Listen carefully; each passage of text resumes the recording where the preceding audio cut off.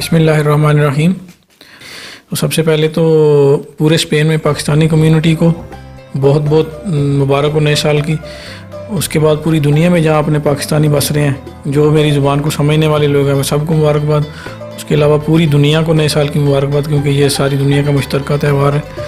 दोस्तों, हम दोस्त लोग जो हैं पाकिस्तान से बाहर, पाकिस्तान के जो हैं एम्बेसडर होते हैं, रिप्रेजेंटेटिव होते हैं, पाकिस्तान की पहचान है।